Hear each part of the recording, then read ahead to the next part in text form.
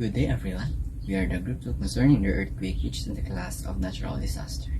For the insight of our video presentation, let's know first what is earthquake and how do they measure it. What is earthquake?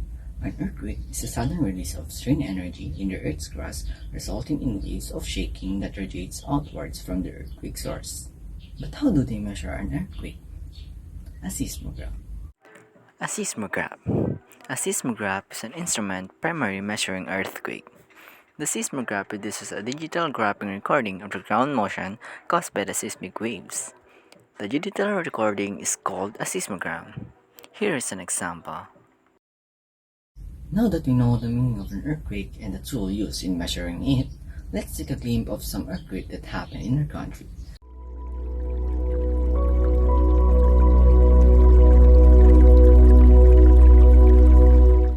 We will present two examples of earthquakes that happen in the Philippines. First on the list is the most recent earthquake that hit the northern Luzon, where its epicenter is in Abra province, causing a huge destruction.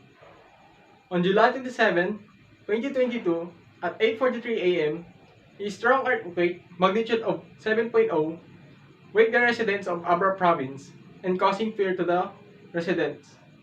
After the earthquake, there has been up to 3,623 aftershocks, causing many of infrastructure and historic houses to be greatly damaged. The damage cost was estimated to be 704,941,498.75 peso. The near provinces and cities also feel the earthquake. The Philippines Institute of Volcanology and Seismology, or PhilVolcs, in short, says that the cause of the strong earthquake is because of near river fault with oblique slip fault, which move horizontally, are known as strike slip faults and are classified as either right or lateral or left lateral. Thank you. Now, let's hear from Miss Angelline San Juan the effects and impact of an earthquake. Hello teacher and my fellow classmates. So before we proceed to the main topic, I would like to start by saying a few words about my personal background. My name is Angelline San Juan and I am currently 16 years old. So now let me discuss to all of you some effects and impacts of an earthquake. So the first one is floods. This may be caused by the collapse of the dam building and other crucial hydrological infrastructure. The second one is fire. An earthquake can cause electricity pole to fall and leave wire to become exposed or to start a fire. And the last but not the least, we have tsunami. Tsunami, which are popularly and incorrectly known as tidal wave. Large tsunamis can devastate low-lying coastal areas. So that's all for impacts and effects of an earthquake. Now, we aim to know the preparation and mitigation for earthquake. This study will give us more knowledge about how to take an action before, during, and after an earthquake, as well as what we should do to prevent its impacts and effects. Everyone has a responsibility to protect their homes and their families. Since no one can predict with certainty when an earthquake will happen, it is important to get prepared in advance.